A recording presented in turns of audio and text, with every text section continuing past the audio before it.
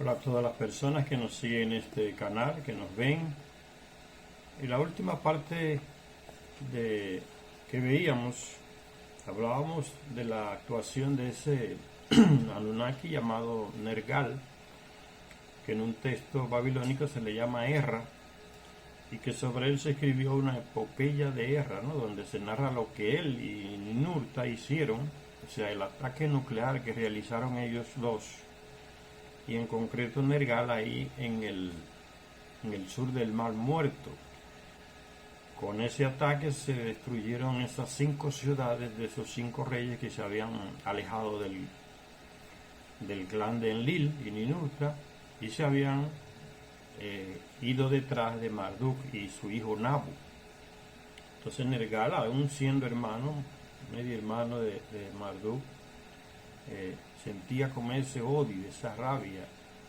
Era un tipo como, diríamos hoy, irreflexivo, ¿no?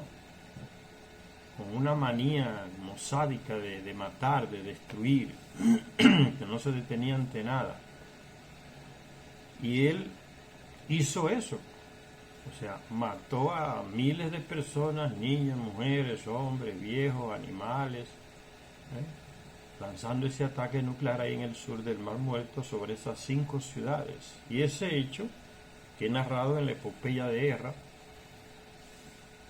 se encuentra muy resumido en el libro del Génesis, donde se habla de que, hablando en el contexto de ese personaje Abraham, donde se dice que Dios mandó fuego y azufre sobre la ciudad de Sodoma.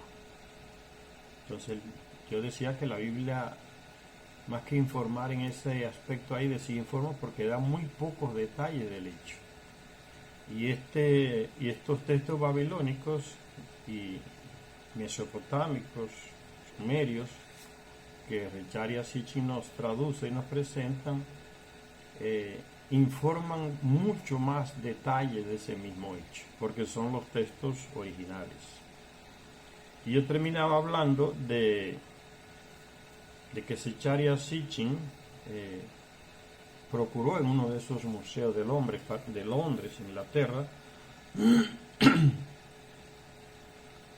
un texto conocido como K5001, y esa última parte que yo informaba en el vídeo anterior, ese fue el audio, pero era simplemente, no es nada, era simplemente informando esto que estoy diciendo ahora, ¿no?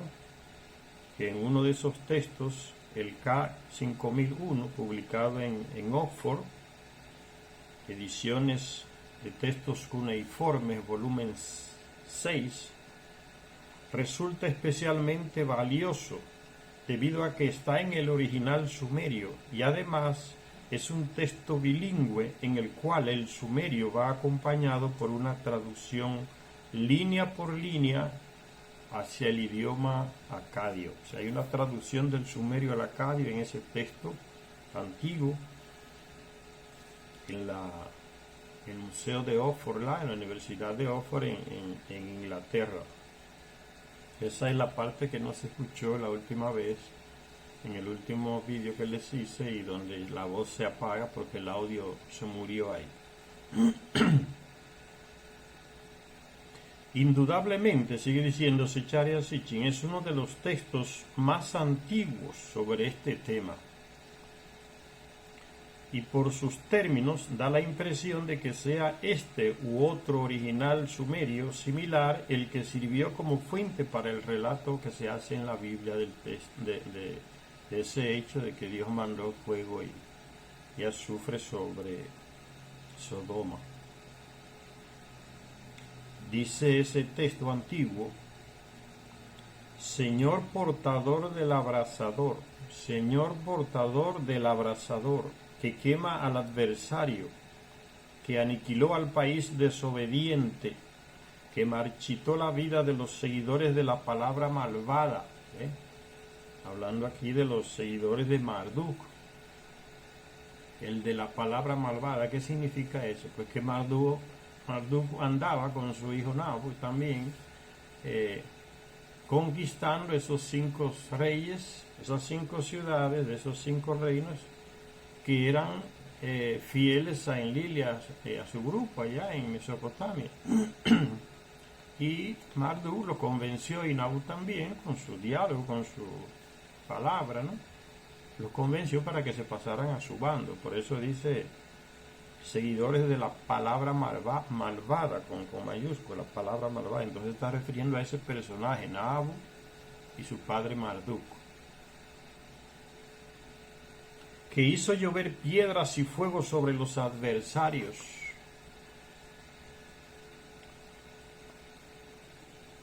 La acción que llevaran a cabo los dos dioses, ¿no?, son los Anunnaki, Ninurta y Nergal, cuando los Anunnaki que custodiaban el espacio puerto, advertidos de antemano, tuvieron que escapar ascendiendo a la bóveda celeste. Eso dice el texto antiguo, ascendiendo a la bóveda celeste. Estos Anunnaki que estaban en el espacio puerto, custodiando todo ese territorio, fueron avisados de que se preparaba ese ataque de Nergal y Ninurta, y no hicieron resistencia, sino que huyeron en sus naves espaciales. Por eso se dice ascendiendo a la bóveda celeste. Fíjense, tecnología de miles de años atrás que ni por asomo tenemos todavía hoy. Ya lo tenían esos Anunnaki, los sumerios y esas regiones por ahí de Oriente Medio, conocían esa tecnología, o sea, a nivel de vista, ¿no? Conocían a esos personajes que la usaban, sabían, veían y conocían que eso era una raza distinta a la de ellos, terrestres, una raza superior, pero los conocían normalmente y los veían caminar para aquí y para allá y ascender en sus naves también. Y el terrestre que no conoce la tecnología, yo le decía, nombra esas naves de diferentes maneras. Dice, esos Anunnaki que custodiaban el espacio puerto ahí en el Sinaí y el centro de control de misiones, que estaba dentro de un monte escondido, y el ataque nuclear destruyó el monte también con todo lo que había dentro escondido. Después que ellos escaparon, ascendiendo a la bóveda celeste, dice el texto, se registró en un texto babilónico en el cual un rey recordaba los trascendentales acontecimientos que habían tenido lugar en el reinado de un rey anterior. Estas son sus palabras. En aquel tiempo, en el reinado de un rey anterior, las cosas cambiaron. Lo bueno se fue. ¿Qué era lo bueno que se fue? El valle del Jordán, que era un jardín de productividad, de alimentos, de todo tipo de plantaciones, era un jardín. Era lo bueno, allá al sur del Mar Muerto, donde estaban esas 5 ciudades, en ese valle. Por eso dice, lo bueno se fue, el sufrimiento era habitual, el Señor de los dioses se enfureció. Ese es Enlil, cuando Ninurta le cuenta la mentira de que fue Marduk y su hijo y sus tropas las que destruyeron su ciudad en Nippur y su recinto sagrado allá. Él le creyó a su hijo, se dejó engañar y se llenó de ira, y entonces, reunidos en asamblea, él y los otros decidieron atacar a Marduk y su hijo en base a esa mentira. Yo le decía, hacía la relación que eso sucede hoy también, ¿no? En base a mentiras o fake news, como se dice hoy, fake news, noticias falsas o mentirosas, se han hecho muchos ataques por parte de Estados Unidos, lo que está haciendo Israel en Gaza también, ¿no? Entonces, ese sistema de actuación continúa hoy, por eso la actualidad de estos textos, que no pueden leerse como una literatura antigua, una literatura antigua que ya pasó, que es muy actual. Lo bueno se fue, escribió ese rey. El sufrimiento era habitual. El Señor de los dioses se enfureció, concibió la ira, él dio la orden. Los dioses de aquel lugar lo abandonaron. ¿Ven? Los Anunnaki que estaban en el espacio puerto se fueron para no ser aniquilados también en el ataque. Los dioses de aquel lugar lo abandonaron. los dos, aquí se está refiriendo entonces a Ninurta y a Nergal, que fueron los que hicieron el ataque nuclear. Los dos, incitados para perpetrar el mal, hicieron que los guardianes se quedaran aparte. Sus protectores subieron a la bóveda celeste. Los guardianes, los protectores de ese territorio, del espacio fuerte y del centro de misiones en el Sinaí, a ellos se refiere. Fueron avisados que se alejaran porque iba a haber un ataque y agarraron sus naves aéreas y se fueron al espacio.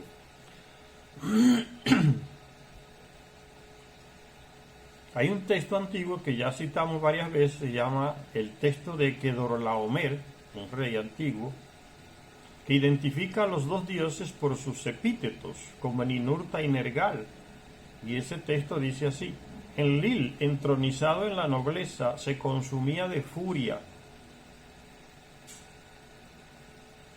Está viendo, el texto anterior lo mencionaba a él también, cuando decíamos, el Señor de los dioses se enfureció, concibió la ira y dio la orden. ¿Ves? Ahora el texto de Kedorlaomer también lo menciona, y menciona a Ninurta y a Nergal, con más especificación, ¿no? Porque en aquella parte dice, en el texto anterior que veíamos, dice, los dos incitados para perpetrar el mal. Ahí no le está nombrando, pero en este aquí de texto de Kedorlaomer sí los nombra. Dice, Enlil, entronizado en la nobleza, se consumía de furia. Los devastadores sugirieron el mal de nuevo, y el que abraza con fuego, que es Ishun Ninurta, que abrazó el espacio puerto y el centro de control de misiones con el primer ataque nuclear en el Sinaí, a él se le dice Ishun, el abrasador, el que abraza con fuego, Ishun Ninurta, y el del viento maligno, Erra Nergal, que lanzó el ataque atómico, el ataque nuclear sobre las 5 ciudades ahí en el sur del Mar Muerto. Llevaron a cabo juntos su mal. Los dos hicieron huir a los dioses. Les hicieron huir del abrasador. Los dioses tuvieron que huir del centro de misiones, del espacio puerto, para no perecer en el ataque. Fueron avisados de antemano. Y ya vimos como en el texto bíblico también se le avisa a personas que eran afines a Enlil también. Abraham era un fiel servidor de Enlil, y su sobrino Lot también, porque son gente que vienen de Sumeria, de Nippur, la ciudad de Enlil, allá en Mesopotamia, y el padre de Abraham era el sumo sacerdote en la residencia o templo de Enlil. Entonces Enlil también le avisa, por esos 3 personajes que aparecen en el texto bíblico, avisándole a Abraham y a Lot que salgan de ahí, que se alejen, porque va a destruir esas ciudades pecadoras, dicen, en sentido religioso, ¿no?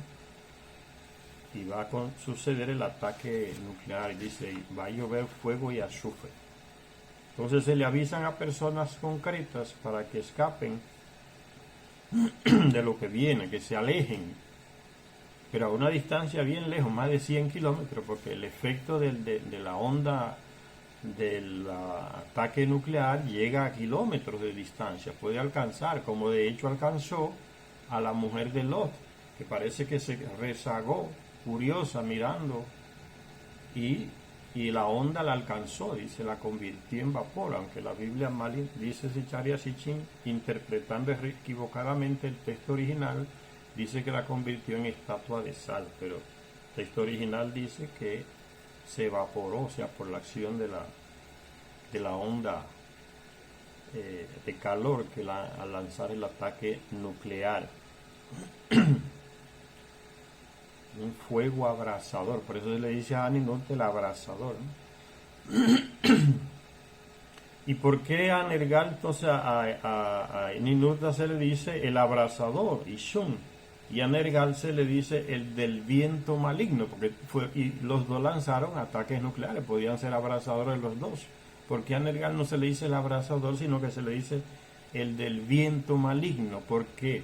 Porque el ataque de Nergal a las 5 ciudades en el Valle del Jordán, ahí, al sur del Mar Muerto, destruyó las 5 ciudades, pero Recuérdense que está cerca ahí el Mediterráneo, la frontera de Israel y Palestina. Es en esa región de Canaán donde se hace el ataque, el Mar Muerto.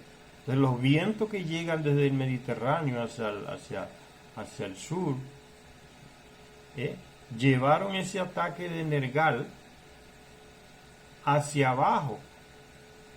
Y ese viento, entonces ese es el viento maligno, porque el viento que viene del Mediterráneo llevó ese viento contaminado de radiactividad hacia el sur y fue arrasando con todo lo que encontraba enfrente, y llegó hasta el final, hasta lo que era toda Sumeria, hasta Ur, todas las ciudades que estaban ahí en Mesopotamia. Ese viento las arrasó.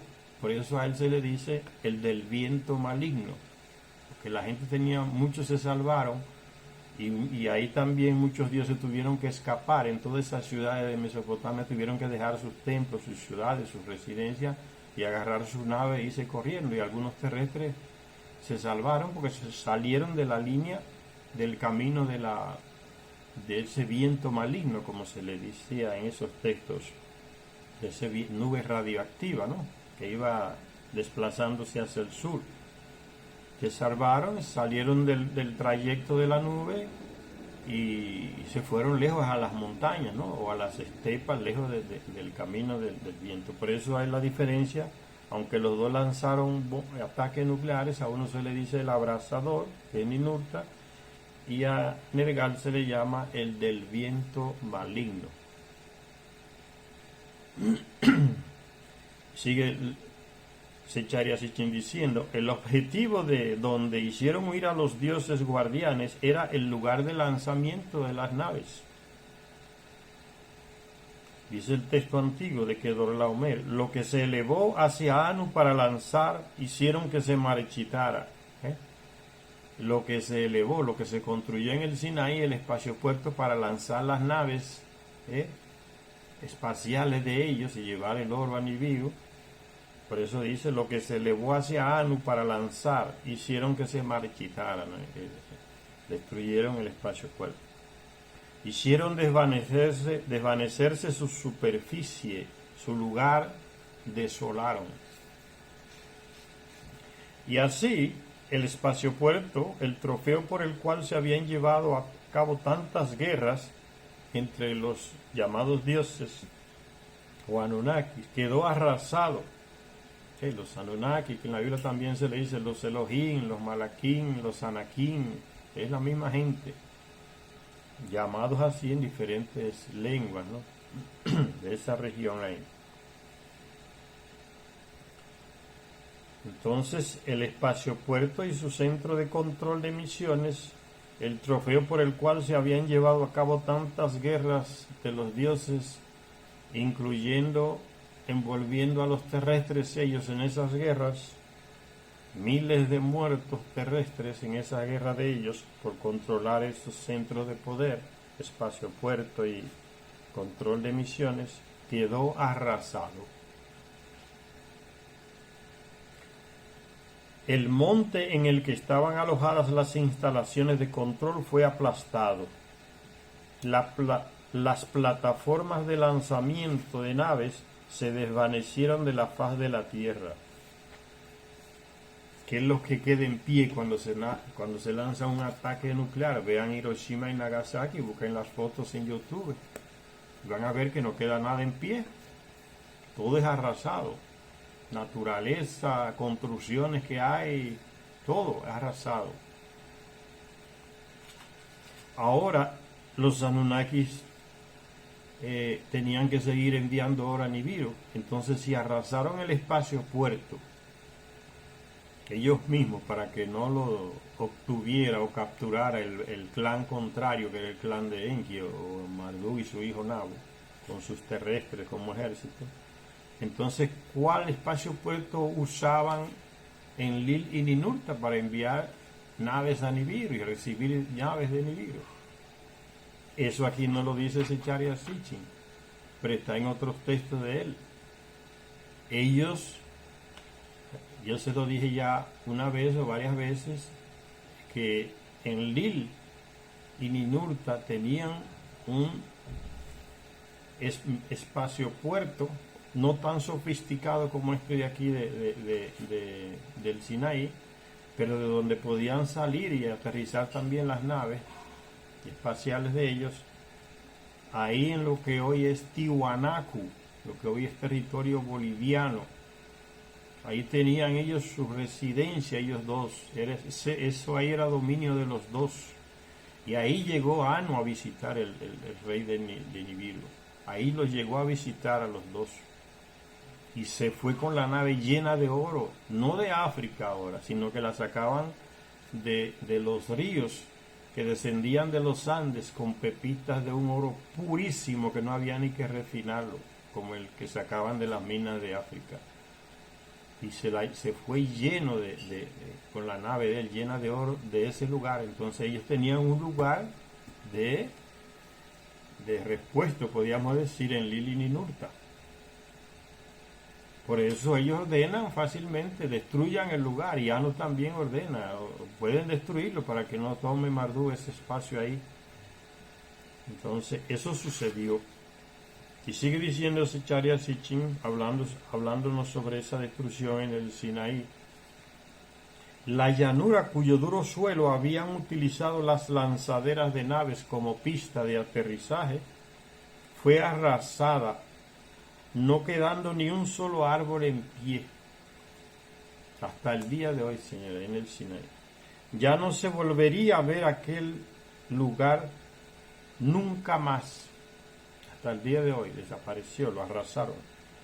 Pero la cicatriz que se hiciera sobre la faz de la Tierra, o sobre aquel territorio, ¿no?, donde se lanzó el ataque nuclear, todavía aún se puede ver en nuestros días, dice Zecharia Sitchin con admiración. O sea, esa prueba está de ese ataque.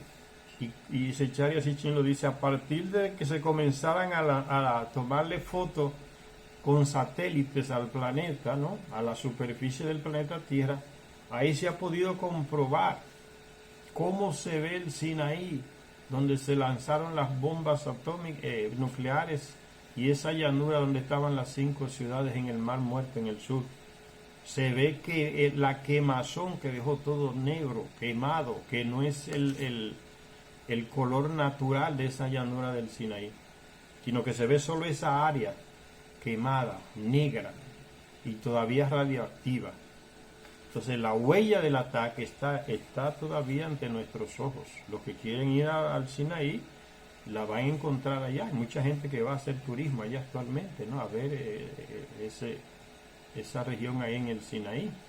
Y ahí están las piedras, millones de piedras trituradas y quemadas, que no es el aspecto natural de ese lugar. Entonces esos fueron los efectos del ataque. Están todavía, después de miles de años. Y dice Zecharia Sitchin, aún se puede ver en nuestros días el resultado de ese terrible ataque nuclear en el Sinaí. Es una inmensa cicatriz, tan inmensa que sus rasgos solo se pueden ver desde los cielos. O sea, como ya les dije, ¿no?, desde los satélites. Ahora también, si usted manda un dron altísimo, lo puede ver también, porque no. Cuando Zecharia Sitchin escribe este libro no existían esos drones así, de que podían elevarse a gran altura y darnos una foto panorámica como se hace ahora. Entonces ya no solo con los satélites.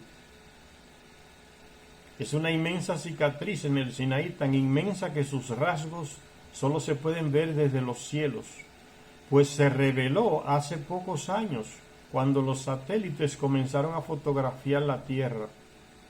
Es una cicatriz para la cual los científicos aún no han encontrado una explicación.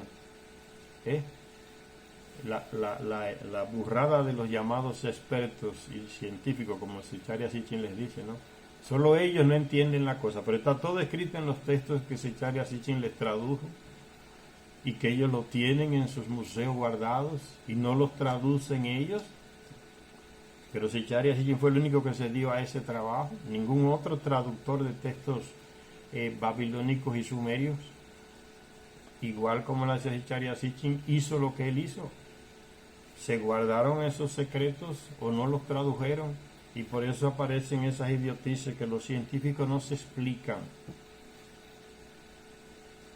Y llegaron a decir, y una teoría que se expandió entre la comunidad científica europea y estadounidense, que son los que se creen que son los científicos del mundo, ¿no?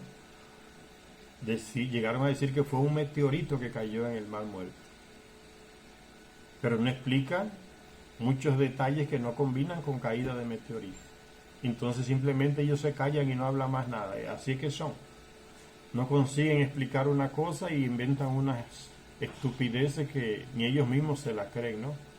Si encuentran un pedazo de hierro en la edad de piedra incrustado en una roca, como se han encontrado, ¿eh? Un martillo de hierro incrustado en una roca de la edad de piedra, dicen, en lugar de decir, entonces no es como nosotros decimos, que era solo piedra que se usaba en esa época. ¿Saben lo que dicen? La idiotez que dicen. No es que ese objeto está fuera de época. Esos son los que se llaman que científicos. ¿Ven? La terquedad y la ignorancia en aceptar las cosas. La realidad le habla y prefieren rechazar lo que le dice la realidad y seguir con unas teorías estúpidas, ¿no? Es que está fuera de época eso. Y así van desechando cosas. Algunos de ellos, de esos locos, inventan esas frases y los otros las siguen porque explica la ignorancia de ellos, ¿no? Es que eso está fuera de época. Pronto, y acabó. No investigas más.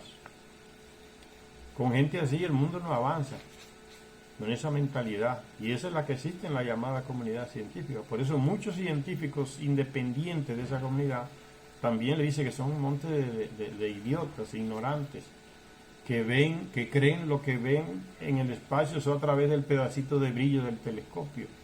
Como que esa es la única cosa que se puede ver en el espacio. Y de esa manera.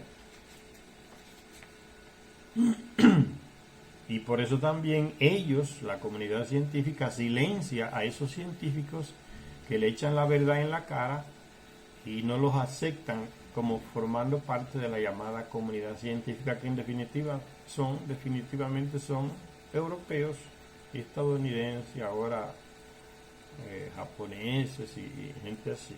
Los excluyen, ¿no? Porque le echan la verdad en la cara a esos científicos que no son de esa llamada comunidad científica internacional. Entonces Icharya Sitchin los critica así solapadamente, ¿no? Los expertos, los científicos, pero no saben, no explican. Es una cicatriz, dice, para la cual los científicos aún no han encontrado una explicación. Al norte de este enigmático rasgo de la superficie de la península del Sinaí, esa quemazón, todo negro, oscurecido, se puede ver desde el espacio. Le voy a poner fotos en la imagen del vídeo para que vean. Al norte de este enigmático rasgo de la superficie de la península del Sinaí se extiende la llanura central del Sinaí. Los restos de un lago de una era geológica anterior. Su suelo duro y liso es ideal para el aterrizaje de una lanzadera. Entonces, en ese espacio puerto que construyeron los Anunnaki en el Sinaí, era el antiguo lecho de un lago que se secó miles de años atrás. Entonces quedó esa llanura dura que podía soportar el peso de las naves para aterrizar. Y que eso se sigue haciendo hoy. En los lugares donde hay espacio puerto, como California, en Miami, esos lugares, en otros lugares que tiene Estados Unidos, Rusia o China, son lugares de una masa de tierra muy compacta, no muy gruesa, y cuando no lo es, ellos las adaptan. En Chile, yo que es la segunda región de Chile, me parece que es la segunda región por ahí por el centro de Chile, hay en unas montañas altísimas, hay un lugar que se llama, que la gente le ha puesto el nombre del Enladrillado. Pueden buscarlo en internet, el Enladrillado, Chile. Y se ha descubierto que cientos y cientos de piedras enormes que fueron colocadas por alguien para hacer ese espacio de tierra, tener una base firme que soportara naves espaciales que pudieran posarse ahí. el enladrillado, que no es de ladrillo, son piedras recortadas uniformemente y que tienen más de 1 kilómetro. O sea, un aeropuerto, diríamos hoy, hecho de cemento, hecho de piedras bien, de toneladas de peso.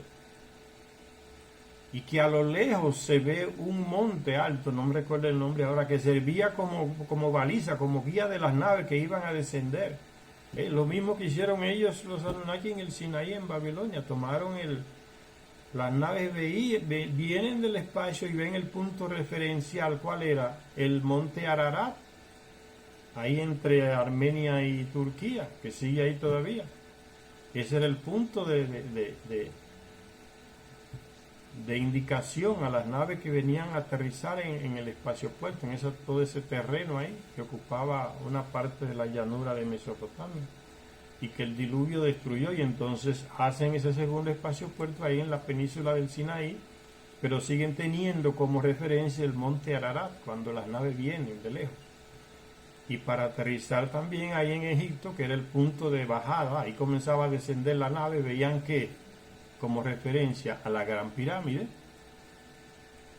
a las 2 grandes pirámides que tenían una luz encima que salía del planeta, y ya las naves en el espacio la veían la luz. Ahí está el punto de aterrizaje. Es lo mismo que pasa en un aeropuerto, señores, no es nada extraño. Cuando el avión viene, ve luces que hay en línea recta, y ya el piloto sabe, esa es la pista de aterrizaje. Pueden ser luces moradas de otro color, pero ya el que viene en el avión altísimo ya ve y se guía, esa es la pista de aterrizaje. Es lo mismo que hacían es copiando de ellos que nosotros estamos.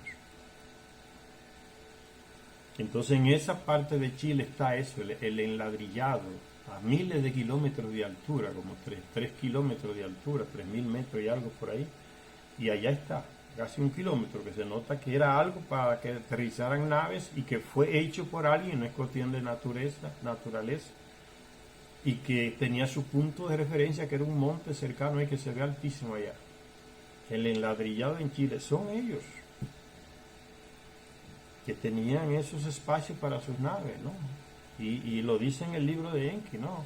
Vamos a hacer ese espacio por allá, del otro lado del gran mar, del océano. Si están ahí en Mesopotamia, si vamos a cruzar el gran mar, el océano, y vamos a tu dominio allá y vamos a levantar otro espacio fuerte, que no sea tan moderno como este, pero que sirve para salir y llegar las naves que van a llevar el oro a Nibiru. Entonces parece que ese enladrillado servía para esa función de despegue y llegada de naves, que no hay, los que lo han analizado hasta el día de hoy no le ven otra explicación que no sea eso.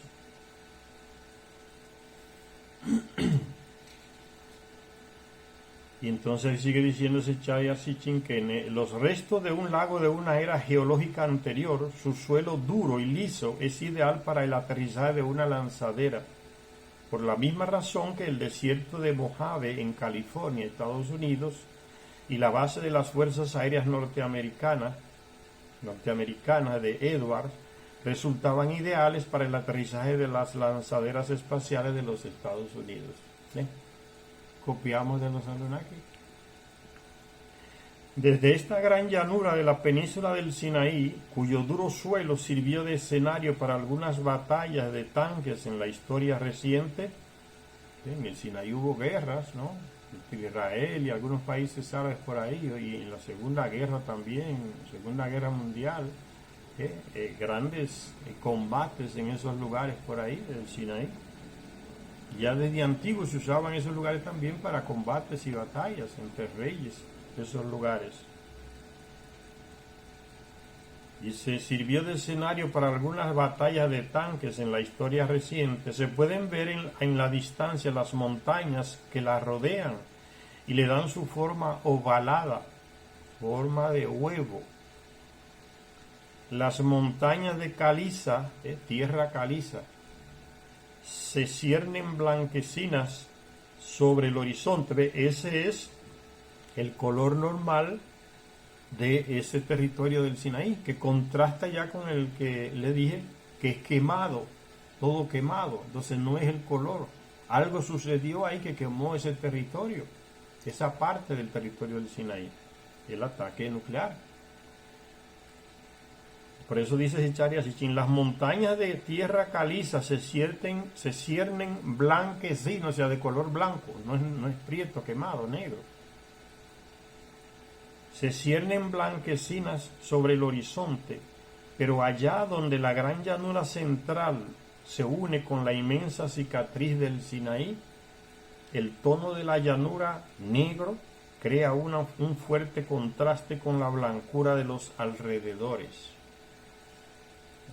Zecharia no está hablando de ese detalle, no es natural, es un contraste total con la blancura de la tierra caliza del Sinaí.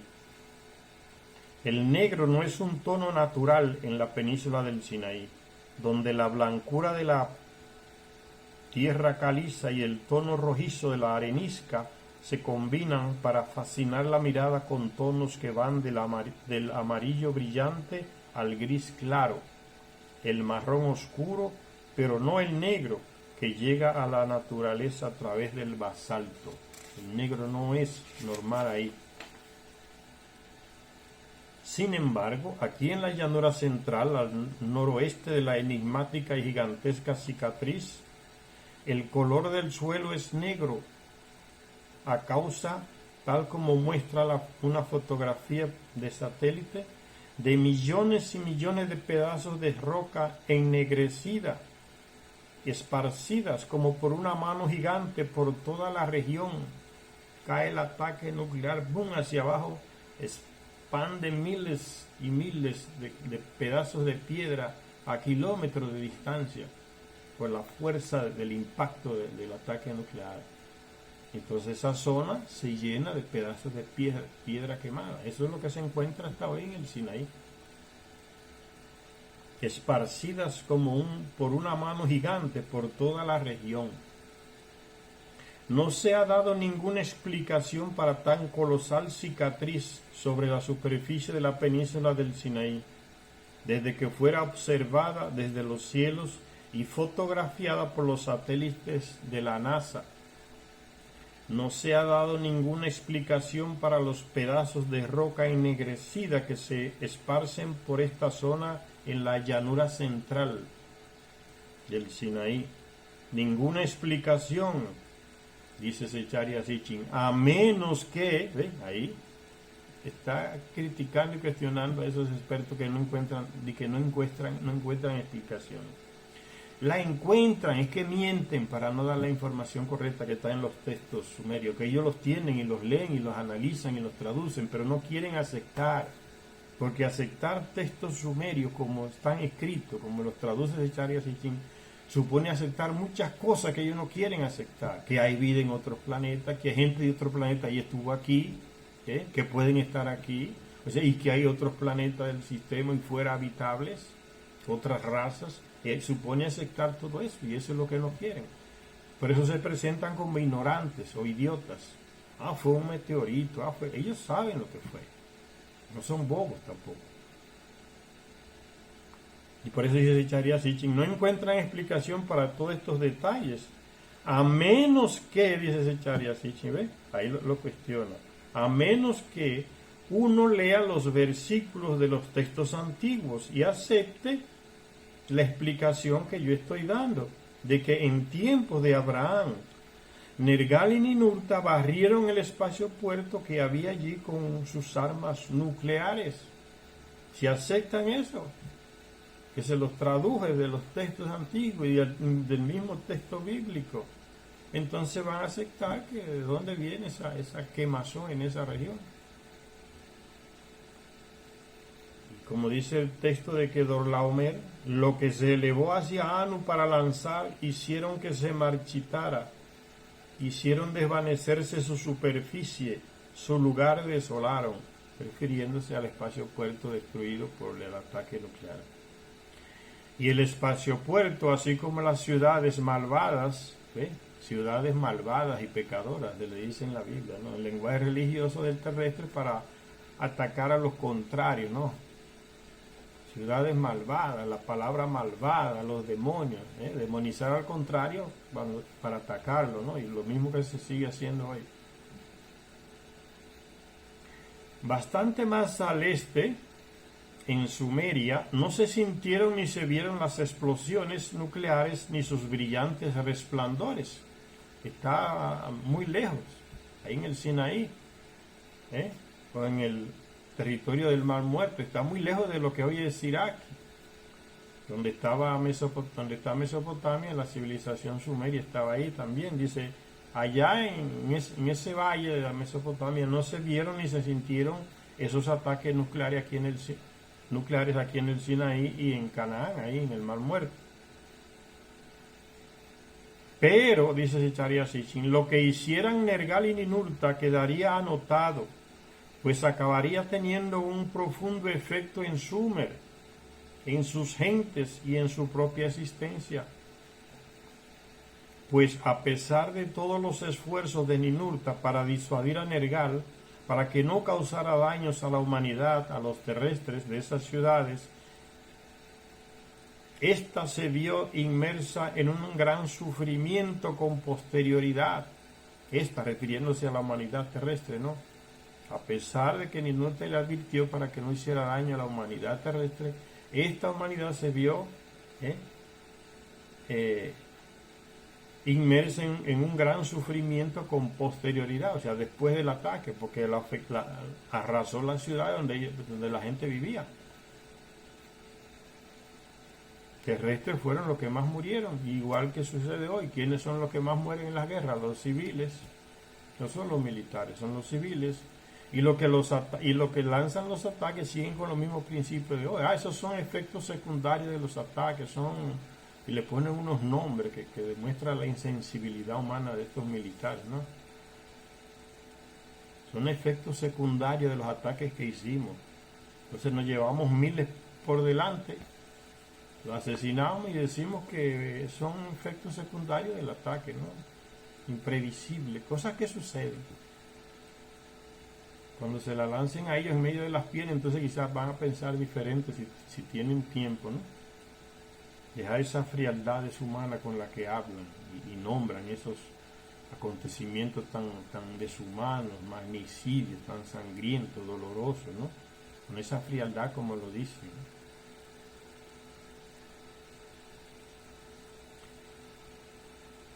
Aunque no había sido su intención, la explosión nuclear provocó un gigantesco viento. No fue intención de Nergal ni de Ninurta arrasar con las propias ciudades de ellos en Mesopotamia. Pero el viento del Mediterráneo le jugó una mala pasada. Mandó la nube radioactiva hacia el sur y fue arrasando una por una las ciudades de todo el valle de Mesopotamia. Ahí acabó la civilización sumeria. Y eso se narra en varios textos que los expertos conocen, pero dicen que no saben qué es para no darle información. Dice un texto de Kedorlaomer, una tormenta, el viento maligno, recorrió los cielos. El viento va llevando la nube radioactiva por el aire, ¿no? El viento. Y avanzando y avanzando y avanzando. Es como si lanzan un ataque nuclear en Estados Unidos, el viento viene hacia el sur. Va a arrasar con México. Todas esas islas que quedan al sur, es lo mismo, ¿no? Se lanza ya y el viento va llevando la radioactividad hacia otro lugar. Entonces por donde pasa va arrasando, es lo mismo, no hay nada extraño en entender estas cosas. Un viento maligno que iba matando todo lo que tocaba, sea personas, animales, estructuras, edificios, plantas, lo que sea. El torbellino radioactivo comenzó a difundirse y a moverse en dirección oeste con los vientos predominantes del Mediterráneo. Poco después los augurios que predecían el fin de Sumer se hicieron realidad. ¿Recuerdan los augurios de los llamados auguradores de futuro, que los reyes consultaban, qué es lo que me viene en el futuro, qué es lo que viene en el futuro, va a ser bien o va a ser mal, y todos le decían la misma cosa: Sumer va a ser destruida, Ur va a ser destruida. Pues con este ataque se concretizó esos augurios o avisos que se le daban a los reyes de esa región ahí de Sumeria. Los augurios que predecían el fin de Sumer se hicieron realidad, y el mismo Sumer se convirtió en la postrera víctima de esos ataques nucleares.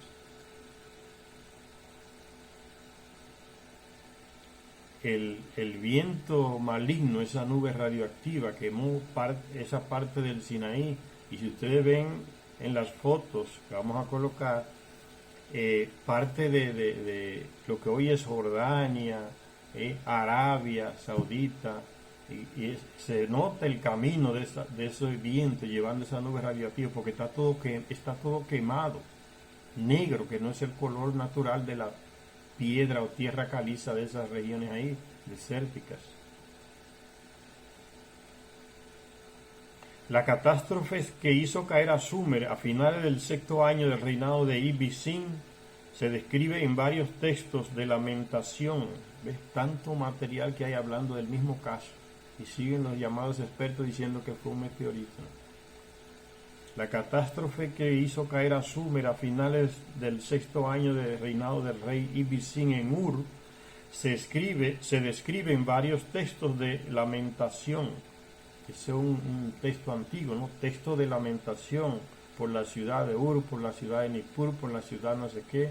O sea, todas esas ciudades donde reinaban esos Anunnaki, ahí en Mesopotamia, ellos o sus seguidores terrestres elaboraron textos después donde se hablaba, se lamentaban de lo que había pasado tiempo atrás, ese desastre nuclear. Entonces escribían textos lamentando esas situaciones, por eso se llama texto de lamentaciones. Largos poemas que lloran el hundimiento de la majestuosa Ur y de otras ciudades sumerias, que nos recuerdan el bíblico libro de las lamentaciones. En el Antiguo Testamento hay un libro que se llama Libro de las Lamentaciones, que nos recuerdan el bíblico libro de las lamentaciones, en donde se llora la destrucción de Jerusalén a manos de los babilonios. Llevaron a pensar esos textos, llevaron a pensar a los expertos que las tradujeron, que la catástrofe sumeria fue también el resultado de una invasión. ¿Ves? Ahora dicen que fue una invasión. Más reciente los expertos dijeron que no, que fue un meteorito, una locura. Que fue una invasión, dice, en la cual se enfrentaron tropas elamitas y amoritas, o sea, las de Marduk y las de Ninurta, las elamitas, que fue eso que causó la devastación de la civilización sumeria, dicen los expertos. Pura desinformación, señor. Cuando se encontraron las primeras tablillas de lamentaciones, los expertos creyeron que había sido solo Ur la que había sido destruida, la que había sufrido la destrucción, por lo que titularon las traducciones de manera acorde con esa idea equivocada de que solo fue Ur que fue destruida.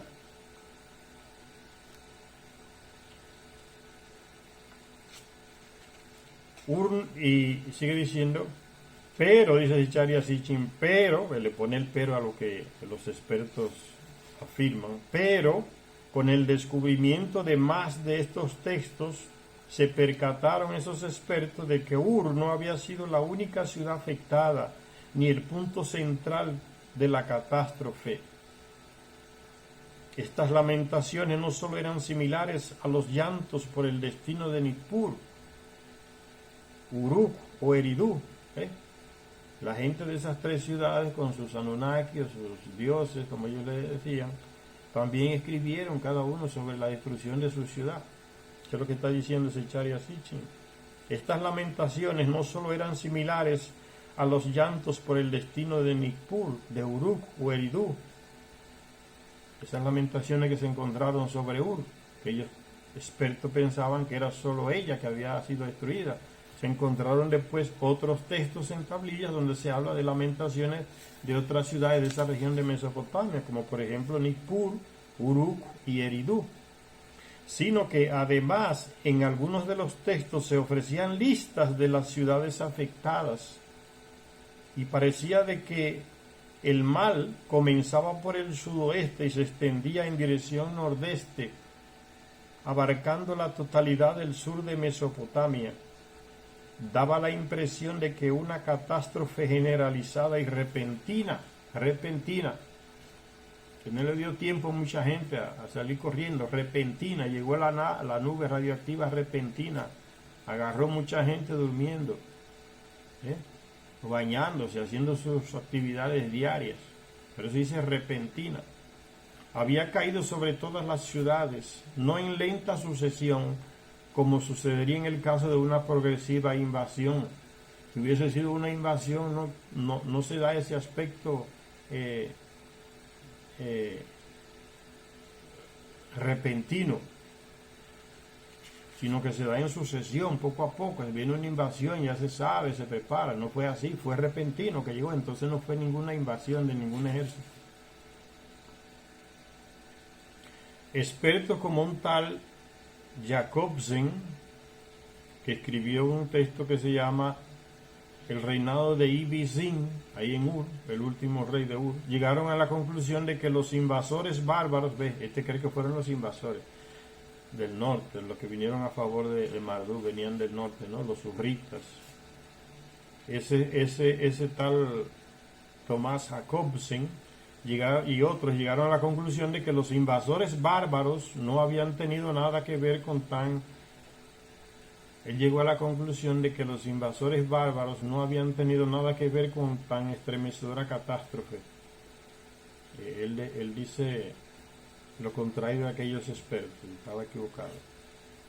No habían tenido nada que ver con tan estremecedora catástrofe esas invasiones, como decían algunos, sino una calamidad de la que dijo que resultaba realmente muy enigmática. Entonces este tal Tomás Jacobsen tampoco acepta que fue ataque nuclear, dice que no, es enigmático, no sabemos qué fue.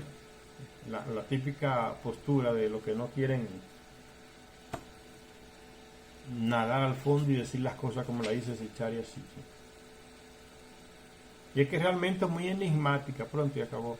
Ya no me meto en problemas diciendo que fue tal cosa. Porque yo les dije que esos investigadores, esos escritores de esos temas de Sumeria y esas civilizaciones antiguas, normalmente son pagos por la Academia de Ciencias en Europa, ahí que está en Francia, que le paga dinero, que les publica sus artículos en la revista más famosa mundialmente de ellos, de ciencia, y que si colocan ciertas cosas, le cortan el subsidio que le dan, el cheque mensual que le dan a esos escritores, por eso prefieren terminar de esa manera. No.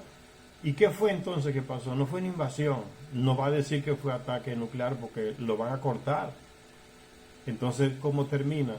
Sin ningún compromiso. Eso es enigmático, no sabemos. Pronto acabó, se libró de que lo censuren. Eso es lo que no hace Sichari así. Por eso es que es tan válido leer estos libros de él.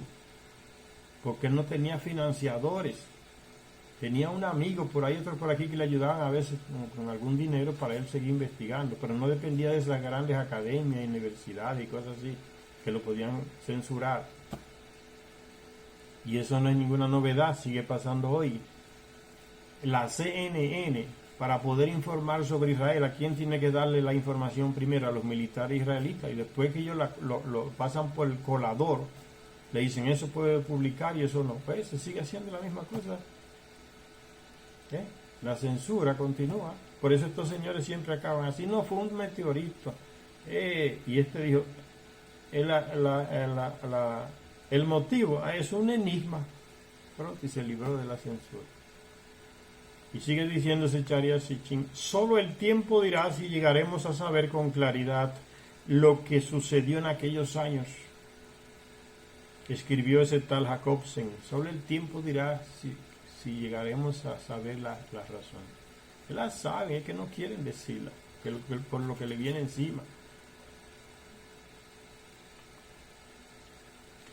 Y sigue diciendo ese tal Jacobsen, pues estamos convencidos de que el relato completo de lo sucedido aún está lejos de nuestro alcance, dijo.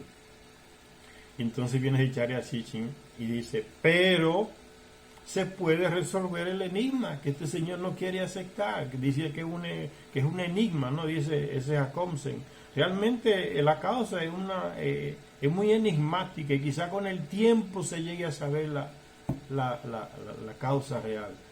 Entonces Zecharia Sitchin lo cuestiona y dice, pero se puede resolver el enigma y se puede poner al alcance del relato completo. Y es lo que él hace en sus libros, Zecharia Sitchin. Si relacionamos la catástrofe de Mesopotamia con la explosión nuclear en el Sinaí más arriba, están relacionadas las dos cosas, dice Zecharia Sitchin. Lo que sucedió en el valle de Mesopotamia, que arrasó las ciudades y de las que se escribieron lamentaciones, eso está relacionado, dice Zecharia Sitchin, con lo que sucedió en el Mar Muerto, en el valle ahí y en el Sinaí. Están relacionados los dos hechos, ¿no? Eso es lo que dice Zecharia Sitchin. Entonces el enigma no hay ninguno. Los textos excepcionales por su longitud y en muchos casos también por su excelente estado de conservación, suelen comenzar con un lamento por el abandono repentino de todos los recintos sagrados de Sumer por parte de los distintos dioses. Está hablando de los textos de las lamentaciones de cada una de esas ciudades que se escribieron, o el Anunnaki lo escribió, o mandó a algún servidor que la escribiera. A eso está refiriéndose Zecharia Sitchin. Los textos excepcionales por su longitud y en muchos casos también por su excelente estado de conservación, suelen comenzar con un lamento por el abandono repentino. Tuvieron que salir corriendo de repente, casi sin ropa, los Anunnaki, llamados dioses por los terrestres, en sus naves, porque la nube iba llegando, no había tiempo de nada. A ellos se le avisó, pero fueron pocos los terrestres a los que se le avisó. Por eso la mayoría que se quedaron muertos, evaporados, fueron los terrestres, como vamos a ver más adelante. Por el abandono repentino, se caracterizan estos textos por el abandono repentino de todos los recintos sagrados de Sumer, o sea, la residencia de los Anunnaki, llamados dioses, ¿no?, en sus templos. Por parte de los distintos dioses, sus templos abandonados al viento. Se metió la nube radiactiva en el templo, en la residencia, y tuvieron que salir corriendo. A eso se refiere. Después se describe vívidamente la desolación provocada por la catástrofe con versos como estos siguientes. Este es un verso que vamos a leer ahora de una de esas lamentaciones. Dice así: llevando la desolación a las ciudades, llevando la desolación a las casas, llevando la desolación a los corrales donde están los animales guardados, el vacío a los rediles. Ya no hay bueyes en los corrales de Sumer, las ovejas ya no holgan en sus rediles, sus ríos corren con aguas amargas, envenenadas por la radiación. En sus campos de cultivo crecen las malas hierbas. No se puede comer nada de lo que está en esa región cultivado, está contaminado. En sus estepas crecen plantas que se marchitan. En esos textos de las lamentaciones se va detallando qué sucedió. Los ríos, las casas, los rediles, los animales, las aguas de los ríos, todo envenenado. En ciudades y aldeas, la madre no cuida ya de sus hijos, el padre no dice ya, oh esposa mía. Los pequeños ya no crecen con las rodillas fuertes, ni las muñecas cantan sus nanas, ni las niñeras cantan sus nanas. Hablando ahora de las personas. La realeza se ha arrebatado de la tierra. ¿Qué amor mío le va a decir un hombre? ¿Qué canto de dormir le va a cantar una cuidadora de niños, su mamá, al niño pequeño? si ha sido enterrado por el bombardeo de Israel, que le mandó una bomba al edificio entero y lo derrubó completamente, lo hizo arena en el suelo, todo el mundo quedó ahí enterrado. ¿Qué canción va a cantar es cruel eso? Aquí lo que se narra igual, miren, la desolación de las casas, desolación de las ciudades, barrios de Gaza entero arrasado por Israel. Y continúa, lo están juzgando en La Haya y nada, y continúa hoy también y mañana, y sigue bombardeando con las bombas de Estados Unidos a barrios enteros, solo por destruir, porque no es atacando jamás, es destruyendo lugares donde hay civiles. Continúa el tipo igual, porque si él para, él dice que entonces va a perder la guerra, será una señal de que perdió la guerra, entonces sigo matando, destruyendo casas con gente adentro. Es la irracionalidad de esa gente cuando caen, el poder los corrompe, ¿no? El odio, nergal en persona, erra. Ese Netanyahu y su gabinete ahí, gabinete de la muerte, como le dicen ahora.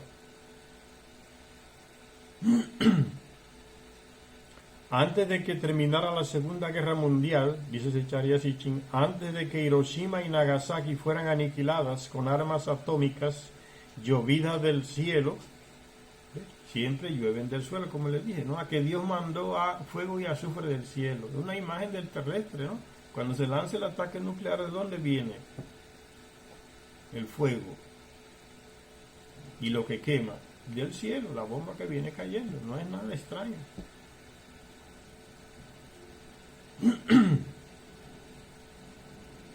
Dice, Hiroshima y Nagasaki fueron aniquiladas con armas atómicas, llovida del cielo también. Se podía leer aún el relato bíblico de Sodoma y Gomorra y aceptar la tradicional lluvia de azufre y fuego por falta de una explicación mejor.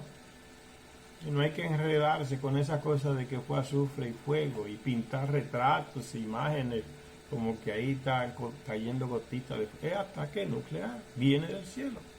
El fuego y el infierno y lo que quema y lo que mata cae del cielo, la bomba.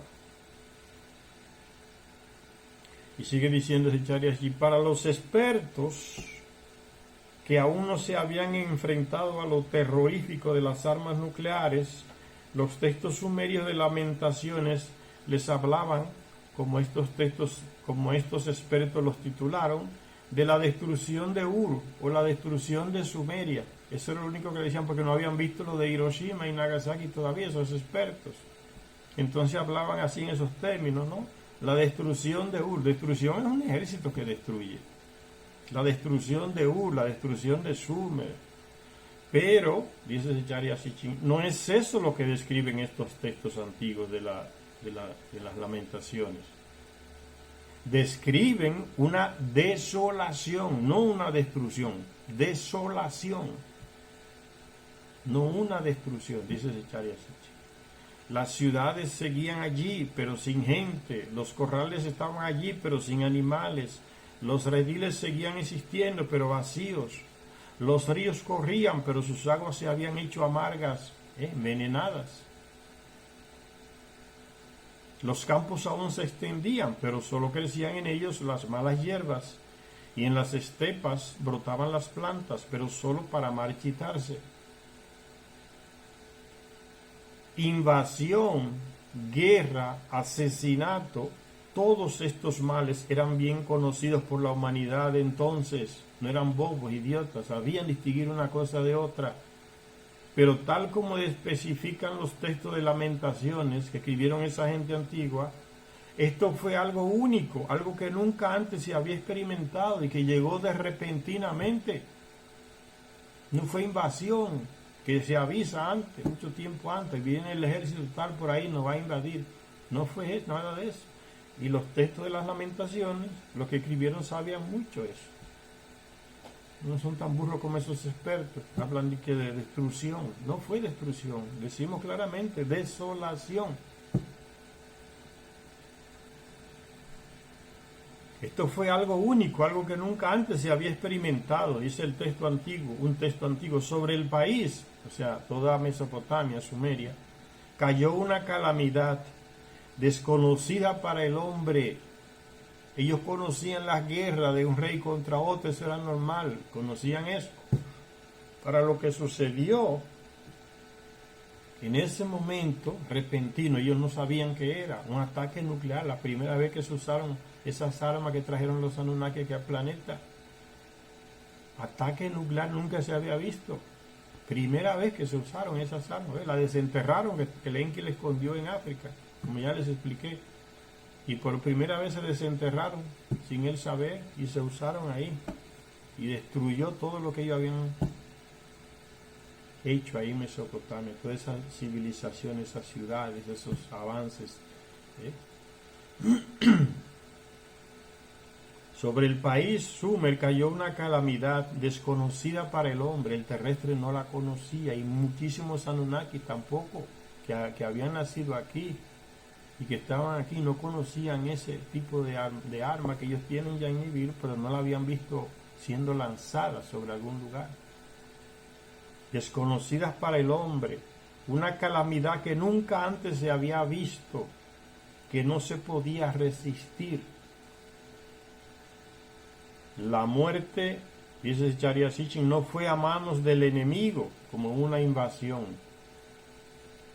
Era una muerte invisible que recorre la calle, que queda suelta en el camino, se yergue junto a un hombre y sin embargo nadie puede verla. Cuando entra en una casa nadie se entera. No había defensa contra este mal que ha arremetido contra el país como un fantasma. La muralla más alta, los muros más gruesos, atraviesa como una inundación. No hay puerta que pueda impedirle el paso, ni cerrojo que le haga dar la vuelta para entrar por otra ventana de la casa, no.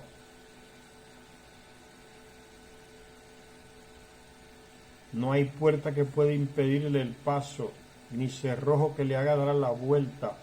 A través de la puerta como una serpiente se desliza, a través de las bisagras como el viento entra.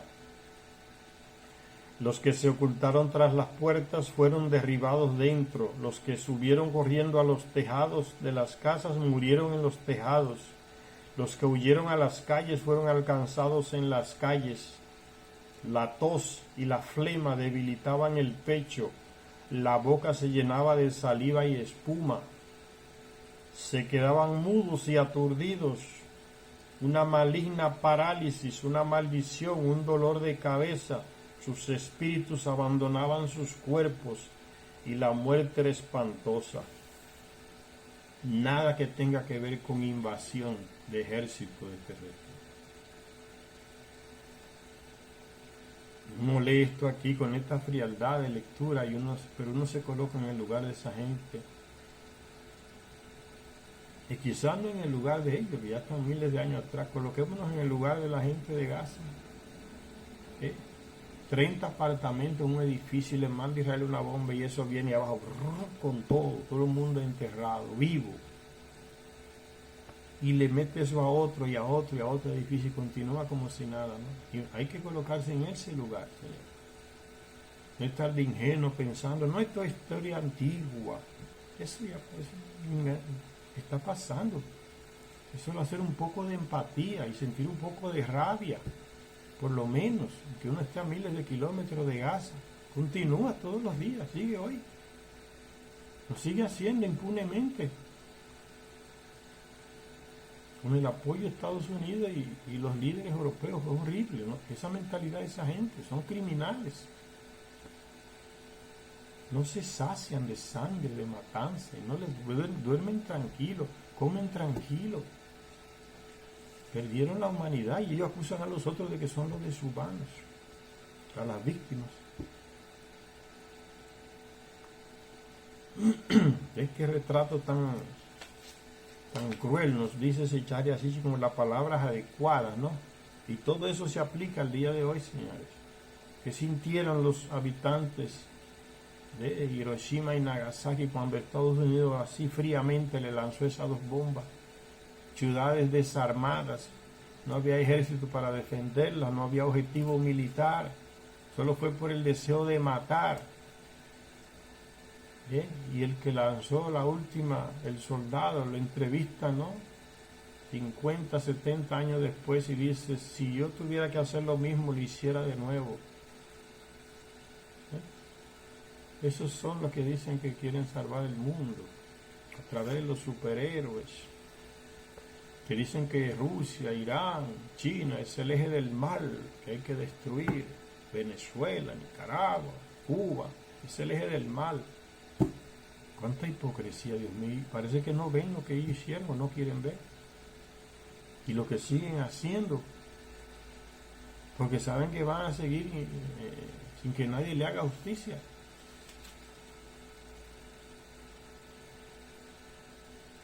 Y dice el texto de una de las lamentaciones, la gente aterrorizada difícilmente podía respirar, el viento maligno los atenazaba, no les concedía otro día de vida, las bocas se anegaban en sangre, las cabezas se revolcaban en sangre,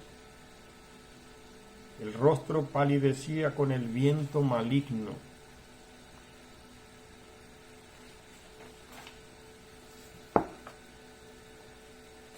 El origen de esta muerte invisible era una nube que apareció en los cielos de Sumer y cubrió el país como un manto, extendiéndose sobre él como una sábana, con tonos marrones durante el día.